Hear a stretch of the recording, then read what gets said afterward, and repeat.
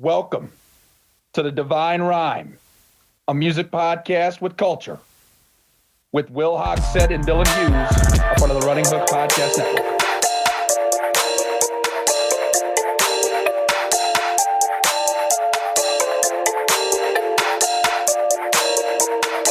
What's up, everybody? Welcome back to another great week of the Divine Rhyme, a part of the Running Hook Podcast Network.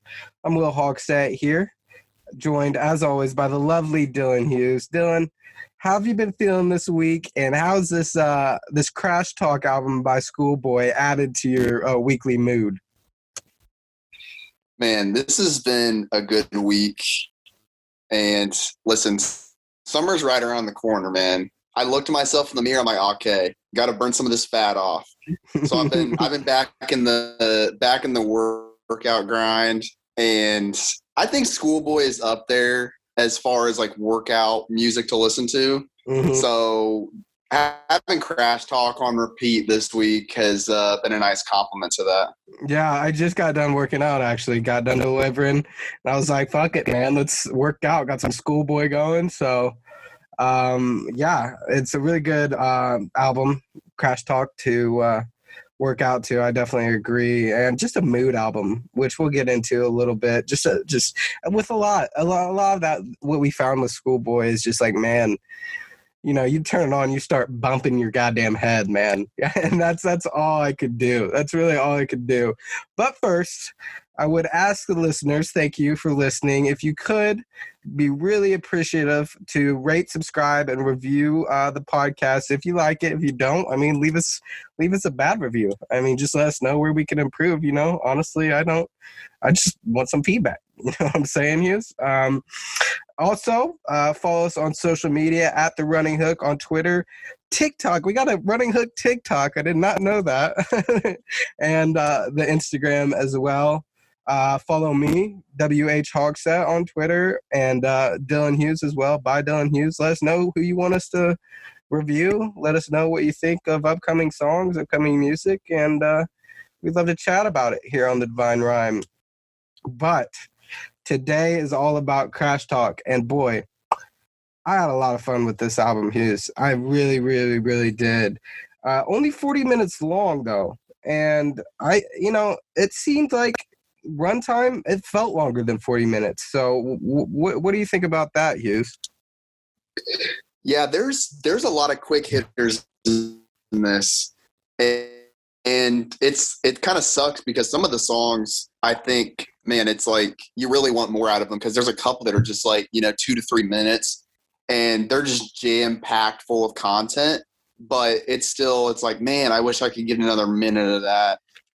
So having a lot of those short songs, you're going to get a pretty short album. And I think up to this point, Q has pretty much surpassed like an hour and 15 minutes with everything else he's done. Mm-hmm. So this was kind of unique, where he was going for more of like a short approach. But like you said, it doesn't really feel like a short listen. Some of the songs definitely do fly by. And once you get to the end, it's like, all right, man, throw it back on from the start. Yeah, absolutely. So it's kind of one of those types of albums. Absolutely. And we talked about in the last couple of episodes how like some of the great R&B, hip hop, rap artists are able to take you on like a roller coaster ride. And so this album, I think, is definitely a good example of that. And I was wondering if that is possibly another reason to why it kind of sounds longer than 40 minutes of runtime, because at least in my opinion, what I've noticed is you have a lot of different angles or different avenues that Q kind of takes you on. And so that's, at least in my opinion, that kind of makes it last a little bit longer for me. Yeah, I definitely agree with that. And we've talked about the roller coaster theme a lot with these first two artists. And it definitely is true, because there's a lot, you don't really get back-to-back songs that sound exactly the same. You may have 2 or 3 that are kind of upbeat, and then 1 or 2 that kind of throw you back and they're a little bit slower. And it's a lot harder to just fly through an album, because you really got to sit in like, okay, like the mood kind of just changed. I gotta come at this from a different perspective. So it definitely has your brain working a little bit more. And I definitely think that's a part of why it feels longer than it may be. All right, Hughes, I got a couple more questions for you before we kind of go track by track, because this is definitely one of those albums where I do want to kind of go track by track to kind of get your opinion on it. But first off, what were your overall thoughts on the album sonically? Not necessarily content-wise, but just based on production and stuff like that. And then also kind of along with that, what is the growth from Blank Face and Oxymoron that you were able to pick up? I want to say that this was a little bit of a mesh of Oxymoron and Blank Face, because I would like to think that those two albums were Q really kind of figuring out who he is and how he wanted to sound. And, Oxymoron, I think through and through was just such an incredible album.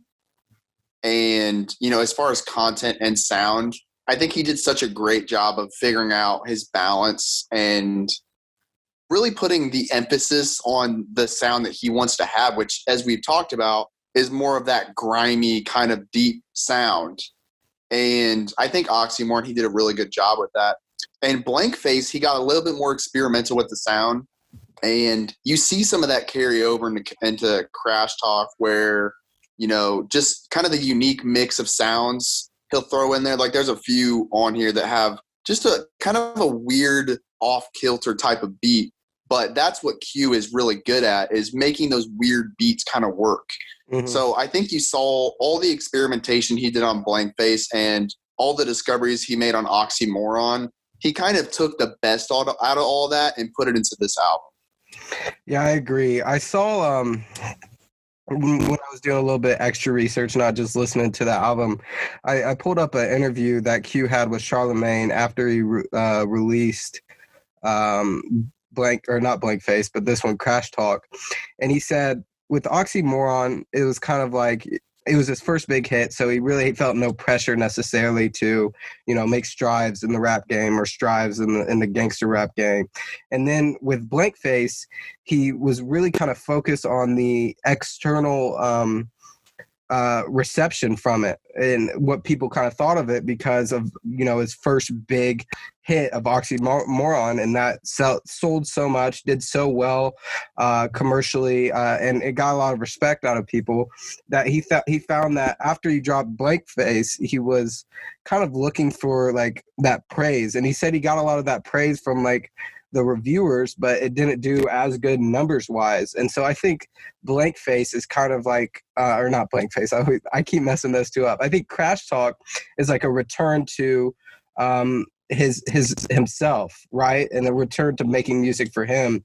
And I really think that you see that, especially initially in the album. I think you really get an initial kind of hit of Q in the beginning. And so that kind of leads me into another question. We hear throughout the album, Crash Talk Take 1, Crash Talk Take 2, Crash Talk Take 3. Do you think that those separate kind of different ideas within the album, or do you think that those are put there just on a more level basis, just to kind of keep the album flowing? That's interesting. I obviously, like I mentioned before, I've listened to this album a couple times before doing this pod. And I never really took the time to really think what that was all about. And, looking at the track list now, there's the themes are kind of still sporadic, and they're not really in line with each other. So honestly, I'm not sure exactly what he's trying to go with that. There's some songs that piece together work really well. But and he's done stuff like this in the past where he'll kind of add an element that it's tough to figure out. Mm-hmm. As we talked last week with the cover art is another example of that. And it's honestly something that I personally haven't really been able to figure out, because the placements that he has, I'm not sure if it's really meant as a separator, but it certainly could be something like that. All right, Hughes, let's get started with the review, because I have it marked down in my notes when he has that every time. And so I'm gonna kind of, once we get there, I'll toss you my ideas and then see what you kind of think about it, because I definitely think that production wise there's a different kind of levels to this album, and there's different areas in which it kind of goes back and forth. But the first song, Gang Gang, again, it's like Q's return to himself almost. It's kind of that hard hitting, in my opinion, catchy, punchy tune, whip clean, dope boy. Oh, whip clean, dope boy. Oh, but this also has like an eerie melody in the background, and I think that sets the tone for the album as a whole. That I found to be kind of like suspenseful, like eerie, especially with the production. Not maybe necessarily the content, but just the actual sound. Kind of like unsettling to an extent. That doesn't mean I didn't like it. Almost made me like it a bit more. But the production, at least a bit unsettling. But it's an up-tempo song, Gang Gang, and I really think it sets the scene for the album. So what do you got for that, Hughes? Yeah, I really like this as well. And Genius actually thought this could be a possible follow-up to Gangsta from Oxymoron, which was the opener of that album, of course. Mm-hmm. Which, if that's true, it would go in line with what you're talking about with Q kind of returning back to that Oxymoron type of style. And I actually did put them in the playlist right back to back to see. And I could see it being a follow-up. Obviously, it sounds different, but it's kind of a similar idea. Just kind of reflecting on like his life growing up and the gang life and all that.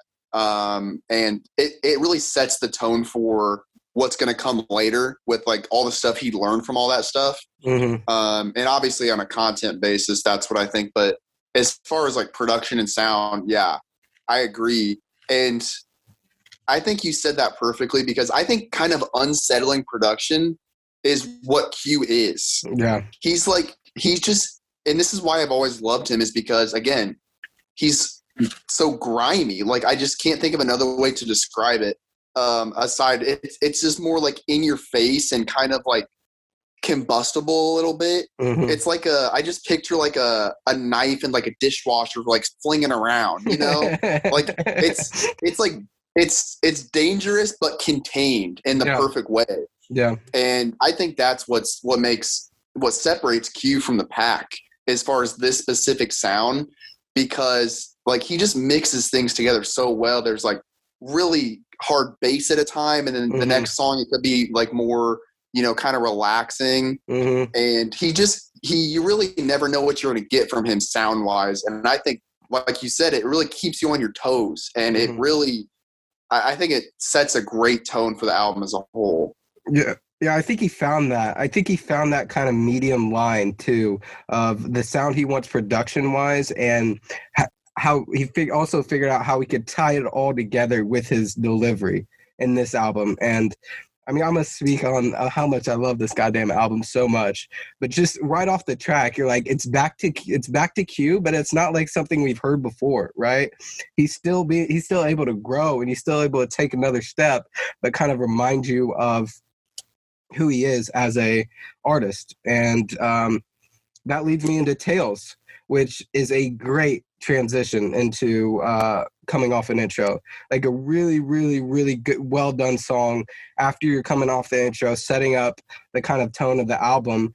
It's almost an ironic look at the first song, where he's kind of like boasting about this gang life, and he's not really doing that, but that's the tone he sets with the song, whip clean, dope boy. And then he's like, and then you get more of a storytelling vibe, more of a delivery, lyrical driven song, where he tells the tales of his gang experience and like the repercussions that come from it. And so what do you think about the second track, Hughes? Yeah. And first of all, I love these songs where, and this is why listening to an album in completion, I think, is important to understand everything. Because this, production-wise, it flows seamlessly into the next song from Gang Gang to Tales. Yep. And it's like you have to check your phone to make sure it's a different song, because it goes together so well. Yeah. And those songs are the best. when you open your phone and you see, oh, it's a different song, then you get excited. Yeah. Because whether the content relates or not, it has that connective tissue within the album where everything feels like it's connected to each other. But his content, this does connect. And this is something he's done a lot in the past, where he will rap about the one side and then he'll talk about the other one too. And I think that's something we talked about last week with Oxymoron. It's like an oxymoron is a contradiction. And that's something that whole album was about, is basically the contradiction of his life and the contradiction of life in general. And how some of the things just don't make sense and how it leaves you questioning a lot of things. And I think that, listening to all three or all of his albums now, we're at the end and we can kind of figure out what were his biggest discoveries. And I think that was really the biggest one, is everything that he grew up thinking that's life. Like, he got into rap and became successful and realized, oh, there's a lot more to this shit. And everything that I was going through in the past was not good. And I'm very happy to have escaped that. And this song, Tales, really does a great job of laying that out. Where, he's talking about how he could have, like he said, one more strike, I'm with the lifers. Like, he was so close to becoming just a street guy for his entire life. And he was able to get out. And of course, he talks about the cycle more, which is something he's talked about on pretty much every album to this point. Talks about, possibly missing his mom's funeral and his daughter, becoming a woman of the streets, which he saw so much growing up too, as he talked about. And just like, man, he did such a good job of setting you up with like the gang type of thing where it's like, oh man, this is so fun. This is so cool. And then he comes right back and punches you in the face with, no, that shit is not cool. This is what could have happened to me. And, I would say this song is kind of like a head bopper to an extent, but it's in a different way where it's more of like a groovy kind of thing, more than like exciting and, club type of thing. And it kind of brings you down a little bit. And so I just think the sound and the content mix so well. And coming off Gang Gang, again, I think that was the perfect setup to this more like low-key type of song. Yeah, and that's like the realization that he's had within his music and not necessarily within his life. He's found that he has that ability, and you see it a lot on this album. And we're going to talk about it a lot more, whether it's with Num Num Juice followed right by Drunk. Or, there's a couple other examples where he sets you up in one angle and then he brings you back and he's like, wait, this is a real part of it though. This is the shit that you don't see, and he's really found, and that's what this whole album's kind of about. Like he's really, we talked about it being 40 minutes long, but he's really condensed all of those ideas and thoughts into this absolutely packed full album of content, of production, of it all. And I mean, we'll talk about how this ranks in kind of all of his albums, but my God, Hughes, not only did I have fun listening to it all week, but it's like you mentioned, it's like a combination. It's like the crux of everything that he's had come so far. And so that leads us into Chopsticks, which, I mean, love the Travis Scott feature. Travis Scott's my guy. But it's, again, one of those boasting kind of girl-driven songs that's kind of for the radio. But it is the second time Travis and Q have ever collaborated. Hughes, off the top of your head, can you tell me the first time? Okay, all right, man. Easy money. Because that Never one is forget an that. absolute banger.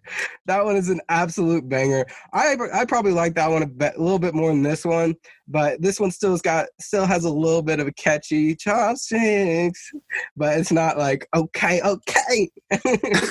That's in Rodeo from Travis. Which the more we keep talking about Travis, I mean, are we giving a little taste of who we might do next? I don't know. Hasn't been decided, but the more we keep talking about Travis, the more I kind of want to dive through his playlist or his discography. So what do you have again for Chopsticks? Like I said, what I had was like I mean, it's kind of just a radio song. I mean, there's not much there about except him and Travis talk about like how they want to fuck bitches and shit like that, and how they could fuck bitches. But do you have anything else for that one, Hughes? Well, one thing I noticed with this album as a whole is, you know, we're kind of in the radio type of level or area of this album where it's like, you know, you got a handful of radio type songs. Mm-hmm. But one thing I noticed is this is something we talked about with J. Cole as well, where the later he got into his career, like he kind of figured out how to make a radio song that actually it's just a better sounding radio song. And, you know, there's not necessarily great content within it, Mm-hmm. but I think it was a good example of his improvement with like the love / sex kind of songs. And again, like if you stack it up against some of the ones in the past, it's probably not the best one, but I do think, you know, just as far as figuring out how he wants to sound, you know, I think this was a pretty good example of how he's developed in that area. Yeah, that's a pretty good take on it, Hughes. I mean, I just think it's one of those, you know, you get Travis on the feature, you got to make it a banger. And I'm not downplaying the song at all. I think it's got a vibe to it. But you get Travis on the song, you just want him to get a good hook. And I mean, he sounds good on the hook. Not gonna lie. But that's gonna take us into Num Num Juice, this is another one of those just eerie sounding production, which I think a lot of it's overtaken by his delivery and his lyrics and his kind of just him. But underlying all of this on Num Num Juice, I feel like you just have a really eerie kind of sound to it. And I don't know what it is about it, but it's just like something's off, and it sounds good. So it's not like bad off, but it's just like dark, like you said earlier.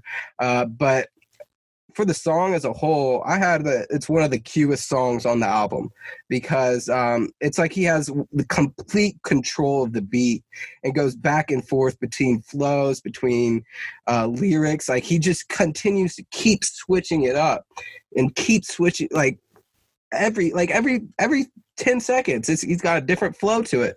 And I know this is probably one of the biggest songs on the album. People have heard it the most, and that's when you kind of are able to get kind of jaded with it. But still, I think it's like it's just one of the most Q songs on the album. And coins up, bars up, that line, that sets the tone for the beginning, the first take, and not it's like he's not focused on the reception, the sound. He's just focused on the bars and the delivery and just giving the good shit. And so I'm gonna toss this one over to you for your take. But I will say that this is the end of take one for Crash Talk. And then he goes into take two in the next couple of songs. And so we have Gang Gang, Tails, Chopsticks, Num Num Juice as the end of Crash Talk take one. Hughes, what do you think about that? And then what do you think about the song?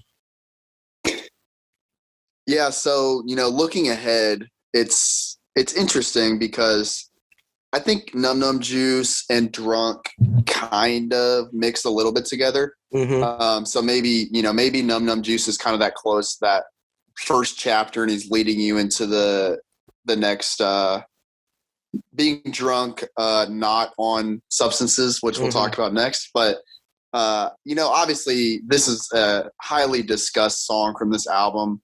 And again, it's like a radio hit.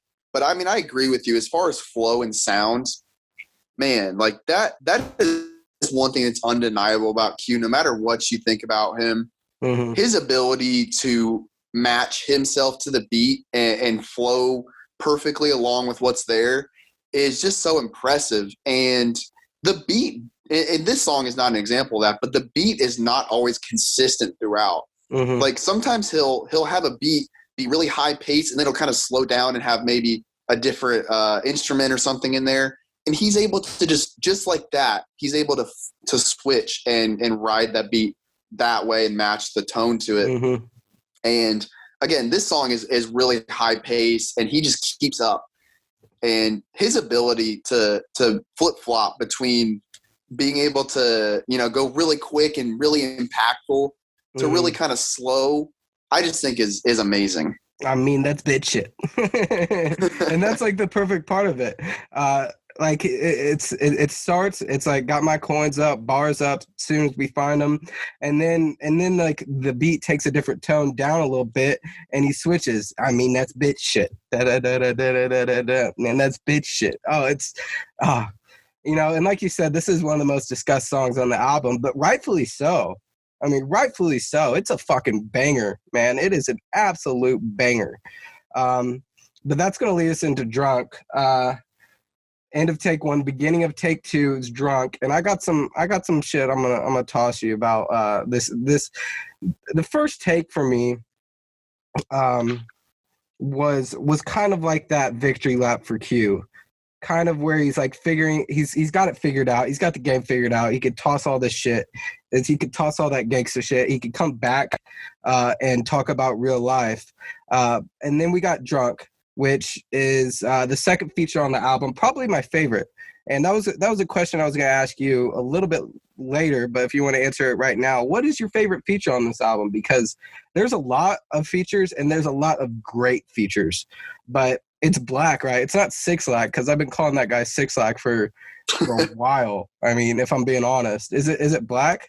Is that what he wants to be called? Yeah. Okay. It's Black. Yeah. I mean, it's got a 6. It's got a 6 as a B. I'm like, what do you want me to call you, man?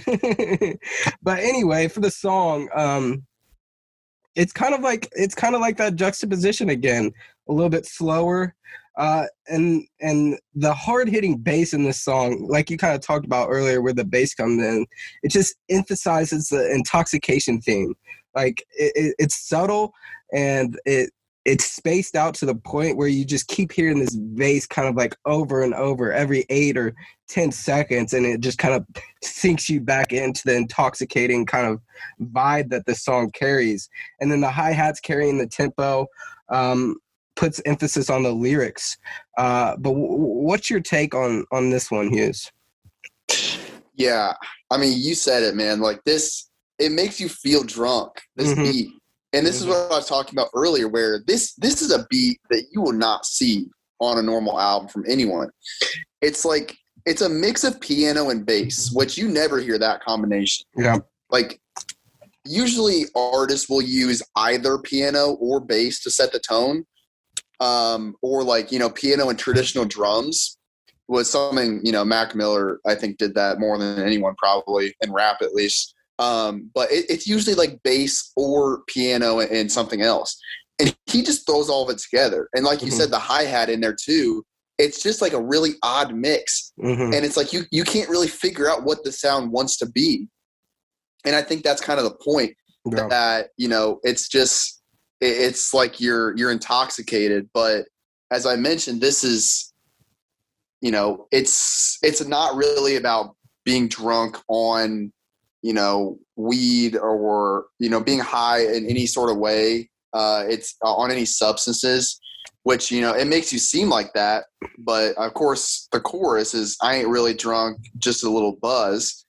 And, he's spending a lot of time reflecting on some of the old things that have happened in his life, which is something that he's done already. He did that on Tales too, where, he goes back into the old days and is like, man, like, I don't really feel like that was the right way for that other person to handle it or whatever. And this is another theme on the album, is just people kind of trying to get a hold of who he is now. And I think that's something that he's kind of starting here. And, coming off if this really is like the second segment of the album, if you will, I think maybe this is where we really start to see that, where he's really questioning kind of those around him and some of the past actions of people in his life and what their intentions really are. Yeah, and he does this under a slower tempo, like we said, hi-hats, and then a strong hitting bass. And then content-wise, you get to Lies, which is just kind of a follow-up to the content, but it's a different sound, and that's why he's got you going one way with the content, right? And he's got you on a similar vibe with the content, and then the roller coaster picks up, and you get Ty Dolla right off the bat, and the addition of Ty Dolla and the pickup of the tempo is such a good kind of mix. And that's what I mean. That's what I think we both mean when we talk about like the roller coaster. But this is one of the rare kind of happy sounding songs. Although it's not necessarily a happy content song, it could be the chorus from Ty. And I love, again, I mentioned I love all the features on this album. I think we talked about before how good Q is at putting features on an album to help emphasize kind of different points of it. But this is another good example, just like the Black kind of feature, although it was short on Drunk, of emphasizing kind of the point. On Drunk, at least, I'm going to go back to that with kind of the slower R&B sound from Six Flags. I'm always going to call that guy Six Flags. I'm sorry. But the R&B sound kind of helps drive the slower tempo, hard-hitting bass, hard-hitting hi-hats. And then you get Ty Dolla, tempo pickup, and a blissful underlying melody. Again, just more on that point about how he takes you on a roller coaster. Hughes, what do you got about Lies?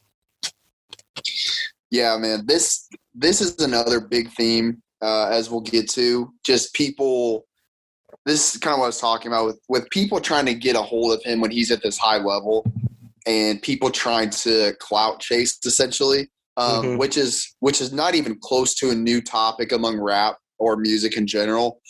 I mean, or famous people in general. I mean, it's something that has become prevalent in society. I think especially because of things like Instagram. Like, there's a lot of people out here that they want to get Instagram followers, and it doesn't really matter who they hurt on the way there. And I think that's kind of the point of this song is people lying on the other people. And in this song, you got YG, Ty Dolla, and of course Schoolboy Q, all giving their perspective on this as three successful guys in this game. And it's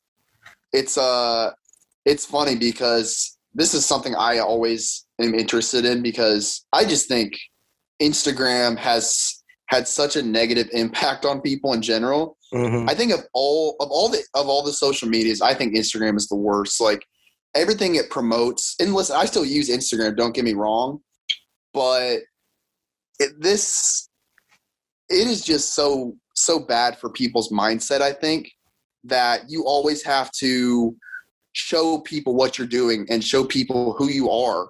And it's like, it's just looking for external validation, right? And Kanye West had a line in Saint Pablo, the song from the life of Pablo, of course, where he's like, crowdsourcing my self-esteem on Instagram. That's obviously not word for word, but something like that. And it's like, man, that really is how it is nowadays, where people go to Instagram or other sources to get that external validation. And, people like Q, they don't need it because they know who they are, right? And everyone battles with it, I think. But for the most part, you're pretty solid on what you are and who you are. And a lot of people, once they're at the top, will try to knock them off and take that clout from them. So, it was like a fun song to listen to and really up tempo. But again, this is, I think, when these guys get really advanced in their career, they can figure out how to make a song sound good and also deliver a really important message. And as you mentioned, like, the two features on this, I think, complement that really well. Yeah, I definitely agree. And then kind of going into the theme of the second tape, which I've kind of discussed. It's like you get Drunk, which is really like I mentioned, low tempo, kind of soother sounding, and then you get Lies, and it picks up. It's like the peak of this kind of second tape, which leads into 5200. Another classic Q kind of boasting song, right?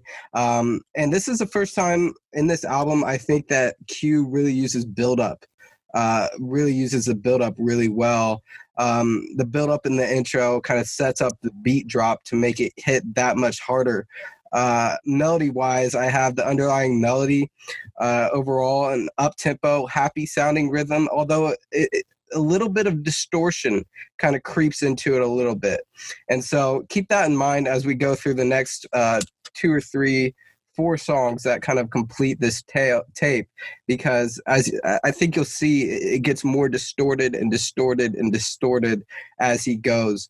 But again, a classic Q song, whip, whip, whip till it stayed on ya. And that's like, it's that punchy delivery. It's that punchy line that kind of keeps you there.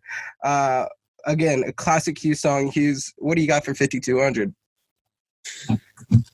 Find me one person that can make a song like this, man. One person. That's all I need. Yeah. One person. That's all I need. One person. I don't think you could find them. I mean, seriously. And you know what I love? Because obviously, you get Kendrick Lamar in the intro here. Mm-hmm. And I actually really like, and you see this on both of their albums, that because they're pretty much always involved in each other's album in at least a small way.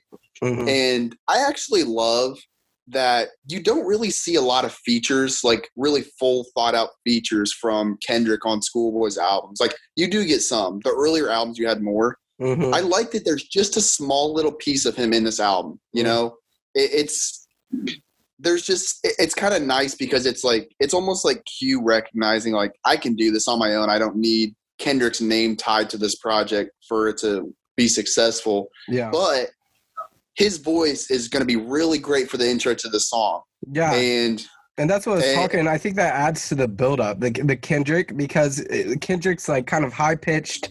Whatever he says, it's like, fuck out of the way right now. And 1, 2, 3, 4. And then it goes, oh, yeah.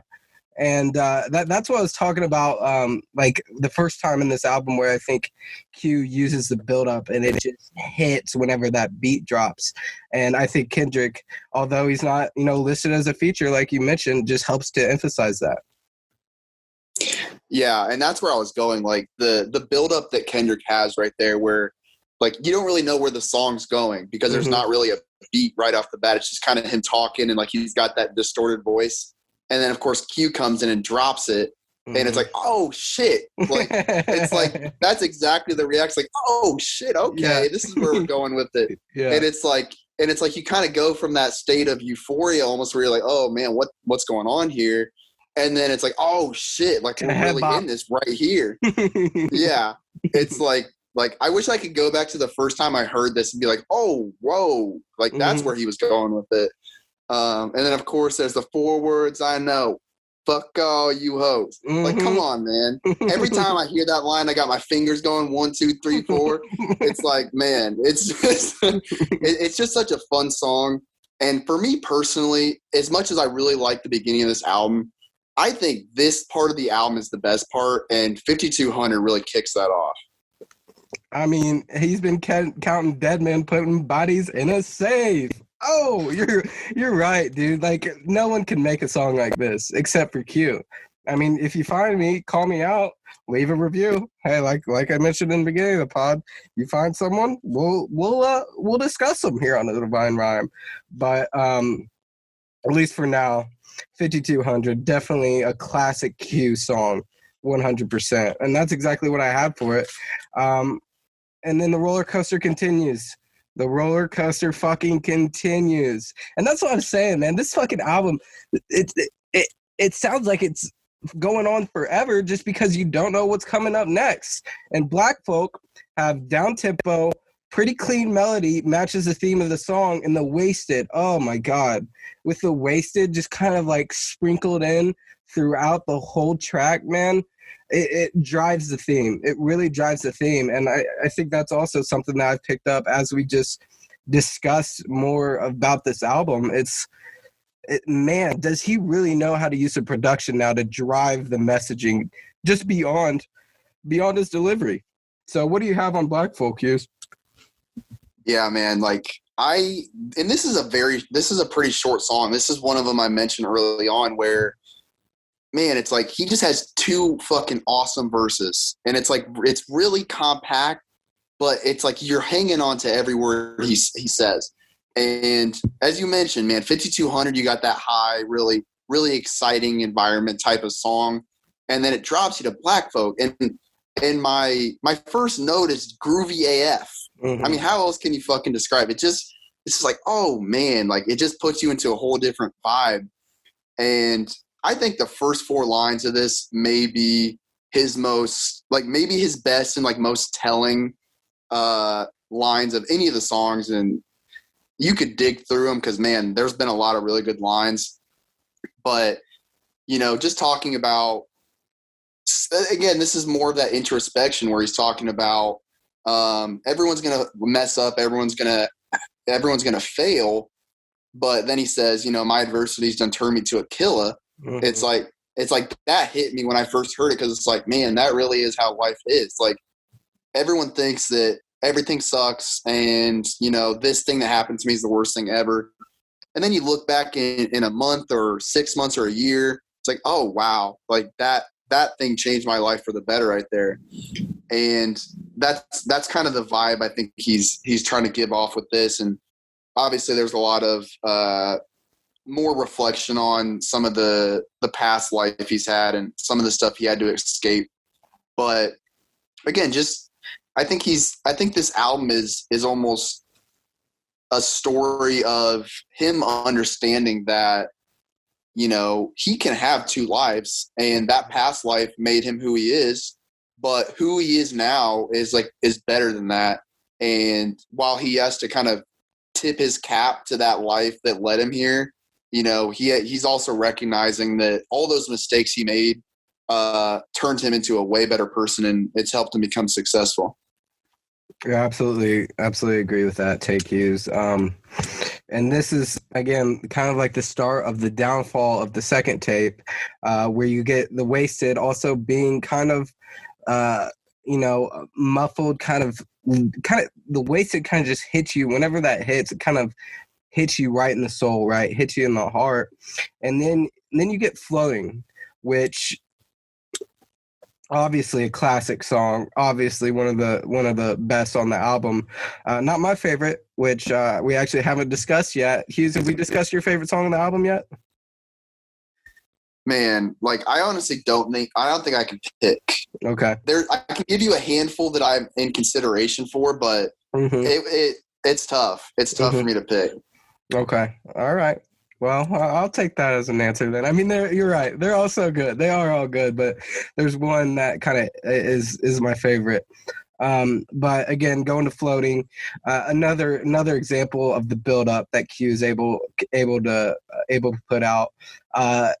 Another level of the eerie / distorted production, kind of going over a simple piano, again, matches the kind of intoxicating vibe that he wants to give off, or the intoxicating feel of the song.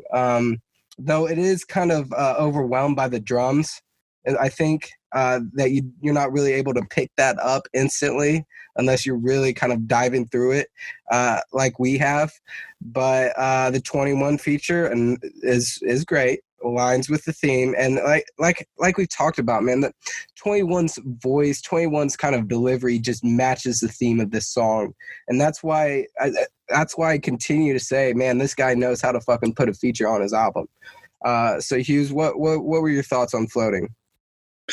Yeah, this is another, as you mentioned, another switch up, and if you got good bass in your car, this one's gonna wake you up in the morning like that. It's a shaker. Like it's it is. It's a shaker. It's bass, man. It's bass and more bass, which is fun. And I as you said, I think 21's feature is really good. And 21, he's like this mumble rap generation guy. And if you want to throw him into that group, that's fine, I think. But God, like there's just something about him I love. I can't put my finger on it. It's probably his sound. I don't give a fuck what he says. I really don't. He sounds so good. And as you said, on this song, he complements it perfectly. And you know, the voice fits the sound and the mood, but it's a little bit different than Q, you know, so it kind of gives you that different little bit of tempo to it. And his voice is a little bit higher, so it adds a little bit different of an element sound wise. Mm-hmm. But this is just another example of that really like in your face song that Q has basically mastered at this point. Yeah, I definitely agree. One of my favorites on the album, hard hitting, classic build up, like I mentioned. But again, kind of takes you on a third degree of this distorted, intoxicating production that we found in the second tape, which is on this album, which leads us perfectly into the final degree of kind of the eerie, just like a deep, eerie sound and dangerous, kind of juxtaposed with the beautiful melody that Kid Cudi kind of brings. And this is another build-up song that I think the whole time builds up to the very fucking end of the song. Like genuinely, he adds different sounds, different layers in each kind of part of the song. But kind of start with the melody at least a little bit. This melody kind of reminds me of like a bad acid trip, and that it's tough to explain, but it's like it's got this psychedelic kind of vibe, right? Of this sound, and I'm not sure what it is because it's so distorted, but it just sounds like it's something just off. Like it's not completely off, but it's like this psychedelic song that's just kind of like one tone or one level off, but you can't really figure out what it is. Again, with the build up with the drums kind of spaced periodically throughout the album. This song is definitely one of the biggest roller coasters I have, and it doesn't stop until the end, like the build up with Cudi's melody, kind of melodic humming, kind of coming in and kind of sealing off the vibe, and that's where you get the end of Crash Talk Tape 2. So Hughes, what do you think about this album, this song? One of my favorites, not my favorite. And then what do you think about the end of Crash Talk Tape 2? Yeah, this is another one where, as you mentioned, like it's kind of funny coming off floating. Like the beat kind of leaves you floating a little bit. It's like you don't really know where it's going. Mm-hmm. It's kind of like it's almost like you're in the mind state of like being kind of high and just like floating in space and just like trying to figure out what the hell's going on. And I'll say, I'm not going to spoil it, but the music video is a really nice compliment to this song. If you haven't watched it, it's like, and again, it's a 2.5 minute song, so really quick. Mm-hmm. And I think the music video is great. And like every time I watch it, I'm kind of just like stunned a little bit at the whole storytelling aspect to it, really. But again, this is more of the take on the past life. And, the dangers of, what he had when he was in the streets. And there's so many lines on this that, like, I want to write down and, like, put on my room because they're, like, so telling. Mm-hmm. But, like, how many friends around me helping me lose? How many excuses until I'm excused? It's like, and this is something we talked about last week. He doesn't have to tell you what he's telling you. Mm-hmm. He is so fucking good at that. And, like, I want to start looking for this in other artists, but off the top of my head, I can't think of an artist that does it better than he does of showing you and not telling you with these lines.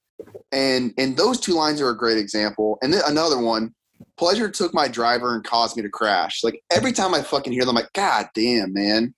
like it's, you can just imagine it. It's like, pleasure is something that I don't think it's talked about enough. And honestly, I don't think people understand the difference between like pleasure and like real happiness.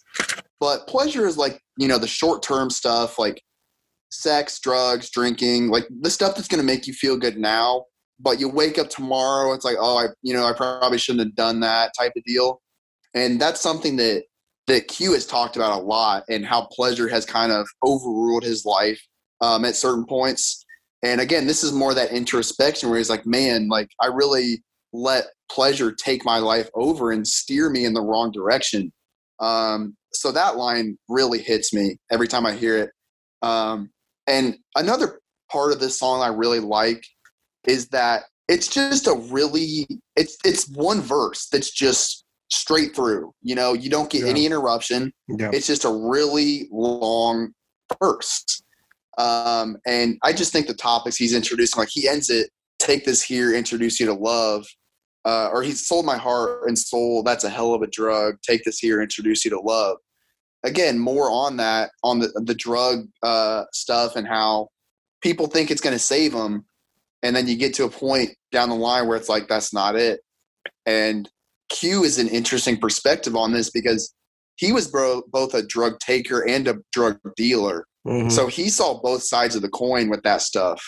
So his perspective on all that stuff he talks about is so strong because you can really tell he was involved in this shit and it really made him look at the world a different way. And when he came out of it, he's able to make songs like this where he's looking back like, wow, like this is really how the world is. And I need to tell people and show them. And I just think this song is a really beautiful way of doing that. Yeah. And I think it kind of completes, I really do. The more I listen to it, because I listened to it in kind of like 3 separate chunks, right? Because I really took the tape, Crash Talk tape, whatever. I really took that to heart. And I think that this middle section is really an intoxicating vibe and intoxicating kind of content wise, whether it's floating, whether it's drunk, or whether it's dangerous. It's kind of that realization that it's like a pleasure kind of section, right? And then he's ending this pleasure section with, let me introduce you to love. And then Crash Talk Take 3 starts with Die With Them. And I think this whole final kind of part of the album is him saying he's got more to give. He's got more to do. He's got more things to kind of like discuss. And that's what I took as like, let me introduce you to love. Like it's like accepting that your past life, accepting the things that you've done, whether they've been good for you or not, pleasure-based or not, and kind of realizing moving forward that you got more to give and you got more to do. And so let's talk about Die With Them a little bit more. Another menacing beat, and it's a good sonic juxtaposition to Dangerous. And again, with the roller coaster, it's like Dangerous, he takes you up this kind of long journey. It's like, where am I going? And then he finishes it with, let me introduce you to love, Crash Talk Take 3, and then Die With Them. You know? And so what's your take on Die With Them, Hughes? Yeah, again, man, like it's like he's fucking making a U-turn in the middle of the highway with a lot of these songs, where Dangerous, again, really slow, and like it really is like just kind of puts you in that state of like paranoia almost, like you don't know what's going on. And then, as you mentioned, it's like you slam on the brakes and you fucking turn and go the other way with Die With Them, where the bass just really hits you right off the bat. And it's got that completely different vibe where he's talking about, you know, when he's got that gun on him, he feels like he's God and he's unstoppable. Yeah. Mm-hmm. And you know what's interesting because as I mentioned on previous pods, like I'm really into the storytelling of these songs and albums. And I noticed with Q that he will sometimes tell the story backwards, where he'll tell the second part of the story where like he's realized, he's learned a lot from the first part. He'll say that first, and then he'll follow it up with the beginning of the story. Mm-hmm. And I think the best example was with Prescription / Oxymoron on Oxymoron, mm-hmm. where the first 2 minutes is, about the drug life and how he's realizing it's, it's really a problem for him. And then he flips it right back to how he hits the streets and sells drugs. It's almost like he tells the second part of the story first. And I kind of see it this way too, where he's just coming off talking about the dangers of the life he lived and how, he could have been killed in the street doing all this.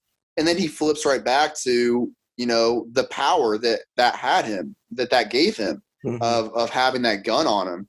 And again, with the more menacing beat, you really feel that, where you kind of feel a little bit more powerful. And it's just, again, he does such a great job on this album as a whole of combining the sound with the content and making it really work together.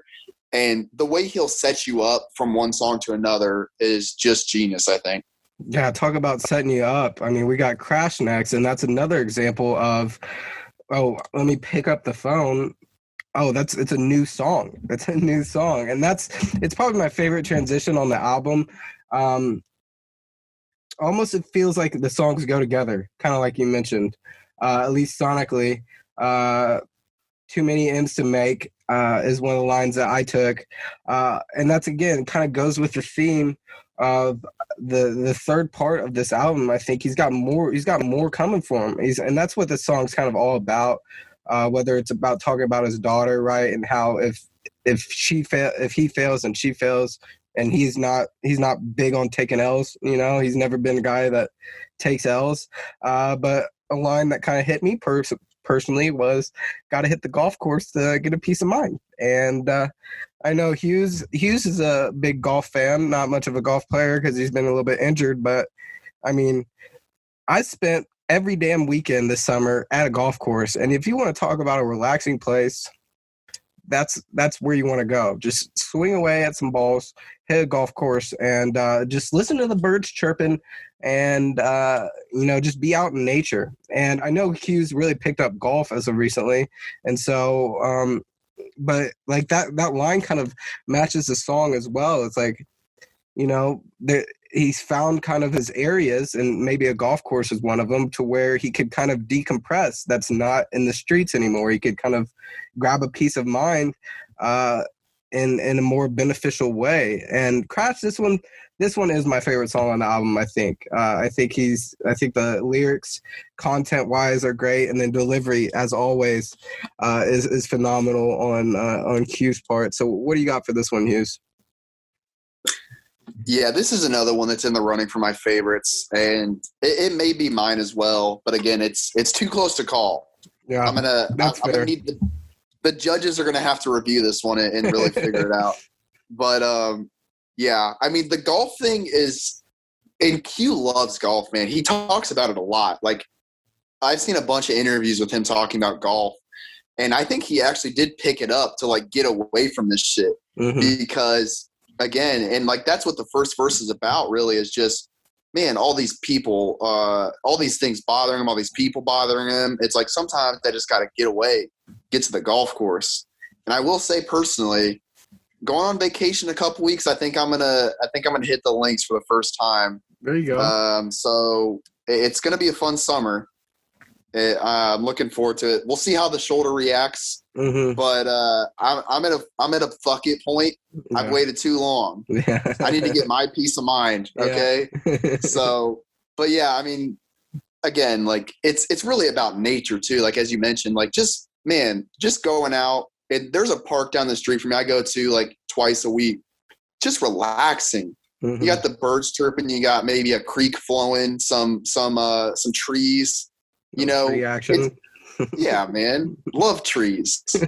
And like it really brings you home almost, where, man, like the concrete jungles we got built up out here, sometimes, man, it's all business, it's all money. It's like, it just kind of spoils the soul to an extent. Sometimes you just got to get away and reconnect. And I mean, that's kind of what he's talking about now. He's like, I got to focus. Like, my daughter needs new shoes, man. I got to make a new song. So I think it's an interesting thing.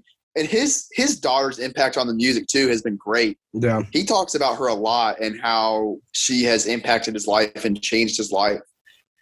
So it's kind of interesting because I think a lot of people look at it as a kid born at a young age as like a bad thing.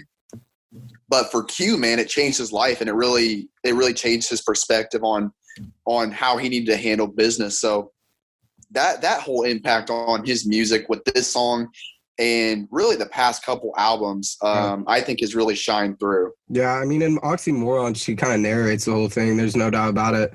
And there's no doubt about how the impact of her has kind of helped to adjust Q's mindset, just in general.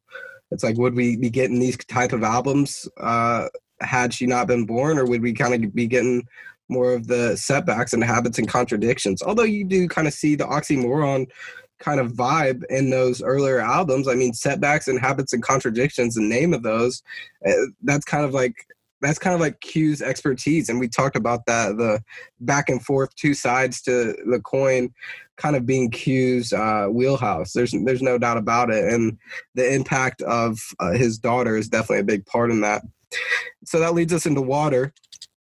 Actually, before that, I'm going to call Hughes out real quick. Let me know when you want Rand on the golf course, bud. That's all I'm saying. That's all I'm saying. Get that shoulder going, and I'll teach you how to swing a club. All right, bub? I'm looking forward to it, man. I really am.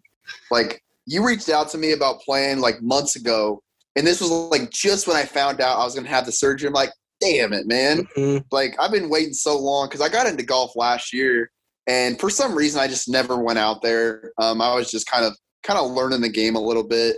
And now I'm ready. Like, I feel like I know what I need to know. Mm-hmm. I've been practicing the swing in the side yard a bit, but as far as making contact with the ball, you know, it's been just a little bit. So I'm looking forward to it, man. And me and you are definitely going to be out there a bunch this summer. Yeah, there's no doubt about it, Bob. That leads us into Water. I went a little bit off topic. That's all right. Divine Rhyme here. We kind of cover everything. I'm gonna steal from Bryce Shaddy's bag real quick, okay? With Water, completely miss me with this song, and that might be a shocking take. No, Hughes is agreeing, but completely miss me with this goddamn song. This album is a no skip, 100% of the way. I wouldn't even think about skipping. Wouldn't even think about skipping if this song wasn't fucking on it. The chorus, terrible, not it. I'm sorry. The baby feature's okay. I mean, it's okay. It's not great. The only thing good I could say for this song, and trust me, I genuinely spent time trying to like this song. Like, I was like, man, can I find anything? The only thing that I found is that it set up the outro sonically to an extent. I mean, going from Crash to the outro might be a bit of a jump. At least in sound-wise, not kind of Q's nature. But the only good I could speak about this song is that it kind of sets up the outro. What do you have for it, Hughes? Yeah, man. Like, it's tough because he did such a good job with song placement to this point. Mm-hmm. And I do agree he probably needed some sort of a transitional song from Crash to Attention, but this was not it, man. No. This was not it. Like, and first of all, I'm sorry. I try to like Little Baby. I just can't. Mm-hmm. I don't know what it is about him. There's some songs I like, but I just can't with him. Mm-hmm. And I don't really see how he's gotten this big personally. Not a fan. And this verse did nothing for me. And the whole song didn't. It's like, all right, man, like, we know you got money. Mm-hmm. We know you got ice on your wrists. Mm-hmm. Okay, we've figured this out to this point. We don't need a whole song about it. Like, if it's Migos, sure, give us that, because that's what all they do is talk about their ice. We get it. But Q, it feels a little bit off base for him. So yeah, miss me with that as well. It's like, I mean, yeah, I don't mind you talking about your money, Q, but at least make the song good, bud. Like, come on, man. But I will say, Attention, the last song, great outro. It's kind of like the perfect cherry on top, tie the bow up kind of song.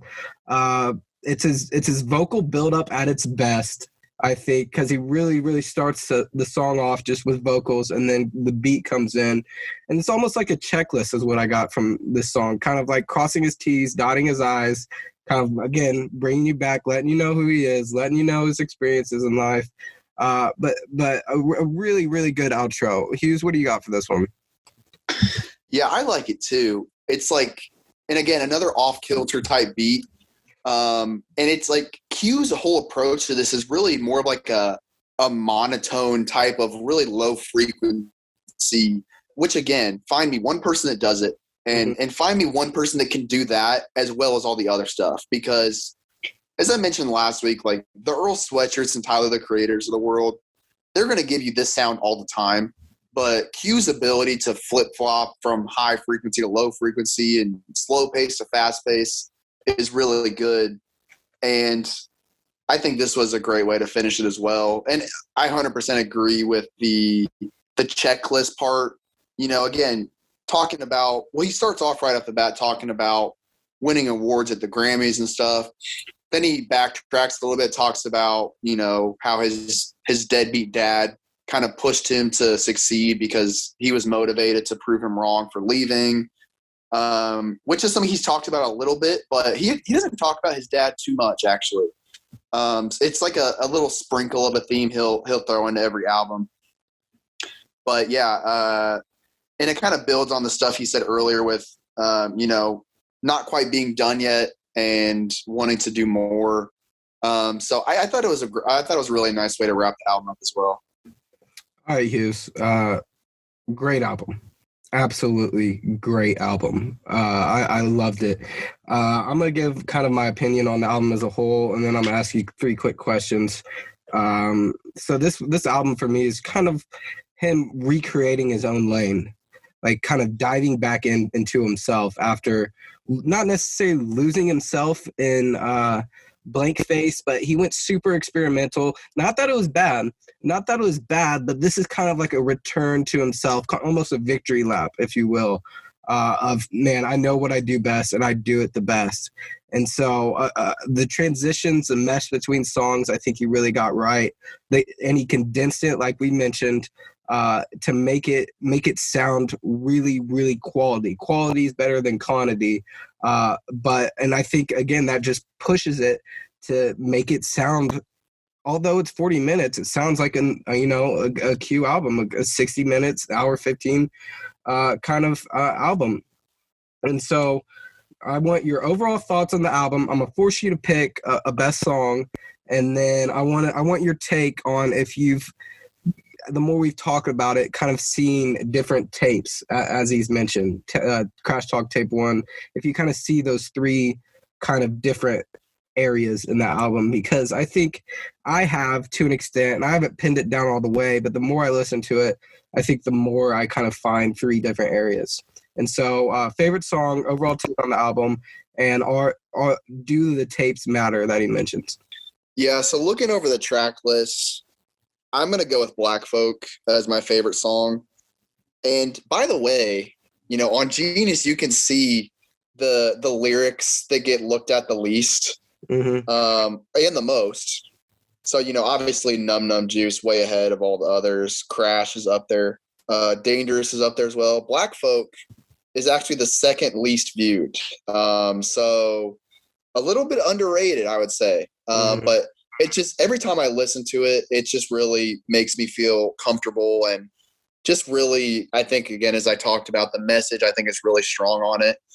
And just the sound to it is just so comforting, again, and really just nice to listen to.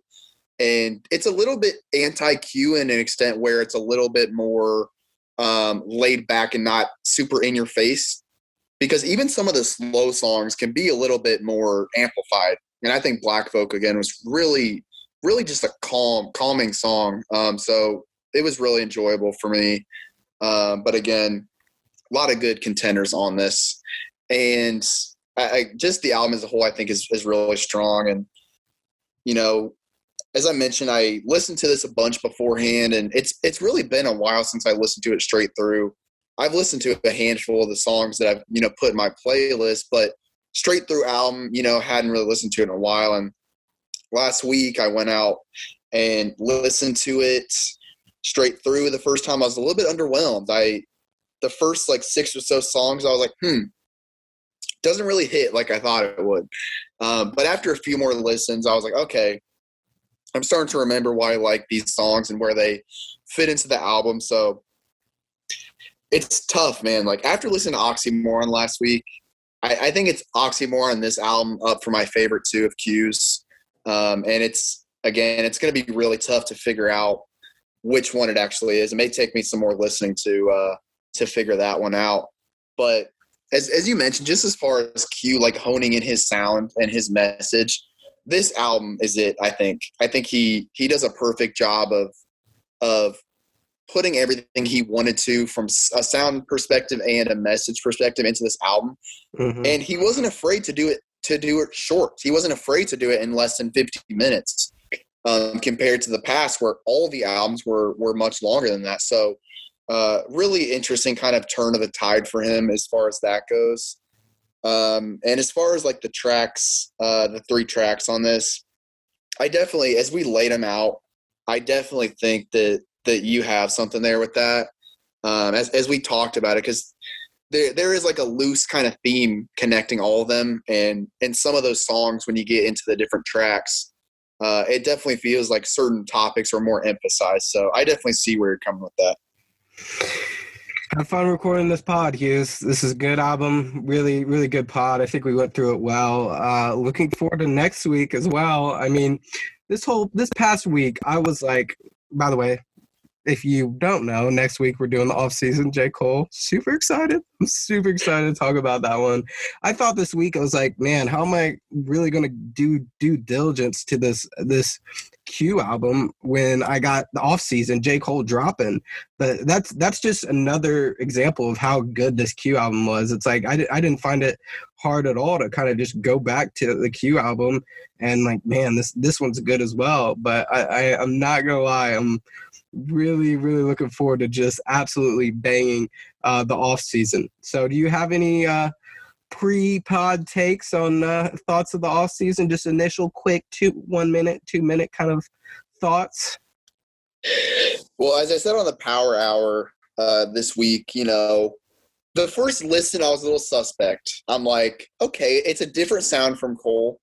A little bit, and KOD set it up a little bit, I would say, with the sound, but it's different, and I've listened to it probably I think 3 times through now, and because speaking of short albums, another short album, even shorter than Crash Talk actually, but yeah, I think it's again, it's a different version of Cole, but I think it's still really good. A lot of important content in there as always from Cole. So yeah, I'm looking forward to breaking it down, man. I think it was a really solid album from Cole. Yeah, I think my initial thought, victory lap from J. Cole. Yeah. But that's going to be an absolute heater of an episode. This one right here, thank you for listening. Absolute heater of an episode. Really enjoyed discussing it with you, Hughes. But now it's time, as always, for shameless plugs.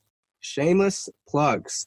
Hogsett and Dylan Basketball Power Hour. This week we got 2 pods, all rookie teams. That was last week, actually. And then the last teams before the playoffs, Raptors, Heat, and Grizzlies.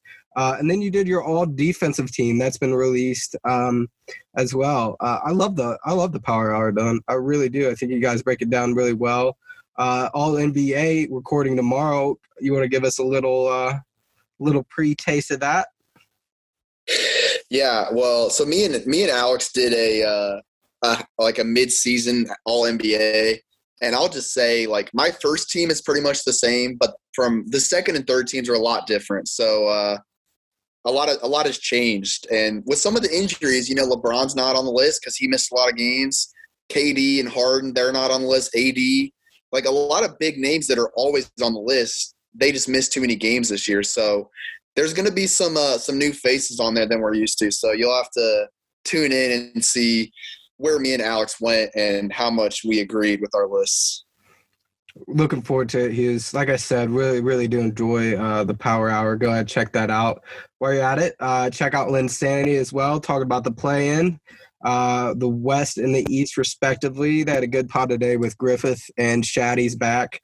And then I will be on Linsanity doing a little bit of a recap of the play-in. I haven't watched a lot of NBA this season, but I can be a reactionary guy and talk about what I saw in the play-in games. Although I'm missing one right now. I heard the Pacers are kicking some ass, so it's good for the network. Got a lot of Pacers fans in the network. And then Linsanity is just going to continue to move forward with playoff talk. Circle City Cinema got a lot going on. Another great pod. Road to F9 Fast 5 with Bryce and JD next week. Favorite movies with Parasite already out with our boy here, Dylan Hughes. Best Picture draft coming soon, 1990 to 2020. And then Boys in the Hood 30th anniversary with JD and his brother Jamal. I know Griffith has really been looking forward to that one, and so am I.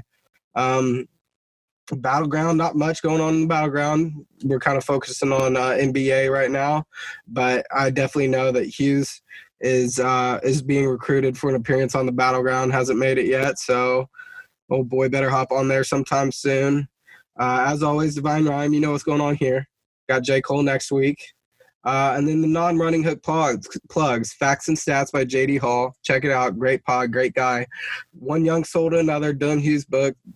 I'll tell you, AB is really going to do something to you if you don't buy that goddamn book. So, I mean, just get that goddamn book so you don't have to worry about candles or Monopoly. I mean, there's a bunch of things he really tosses out. And then they got Den of Dorks with DJ Deke. They got that on the plug doc. So now I can't say I don't know the name of his fucking pod. It's Den of Dorks. Go check it out. DJ Deke, a close friend of the podcast. And just as a whole from the Running Hook Network, might have something coming out here soon video-wise. We got a little competition coming up. Not on Hughes' team. Hughes. I left the board a little bit too quick for Hughes to draft me, but we're playing a basketball game here, or a series here soon. Might get something on video for you. What are you looking forward to? What are you looking forward to that, Hughes? And do you think you'll be able to contain me? Yeah, man, I was hoping to get the first pick. Obviously, you proved last time to be worthy of the first overall pick, and Alex agreed with that as well. So I feel good about my team, though, man. It's an interesting mix of guys, got some different skill sets in there. As far as sobriety goes, it's a mix as well. We have no idea. We have no idea who's going to be sober, who's not. Yeah. So that's just, there's a lot of X factor material in there with all that. So it's going to be fun, and I'm interested to see how it shapes out, because I feel confident about my team. I know you guys feel confident about your team, and honestly, I think it's pretty evenly matched. But we'll have to see how it actually plays out. Yeah, I'm looking forward to it. It's going to be a fun time this Friday. I should have some video production of it coming out at some point, so look forward to that. I will say, to close it, kind of bring this pod full circle, our team has committed to only drinking water. And if you would recall the name of the worst song on Crash Talk. So that's how we're going to end it. Thank you for joining us here at Divine Rhyme. Thank you to everyone at the Running Hook Network, AB especially, the godfather of this thing. And keep tuning into those pods. We'll keep putting out good content. So thanks again, and we'll see you next week.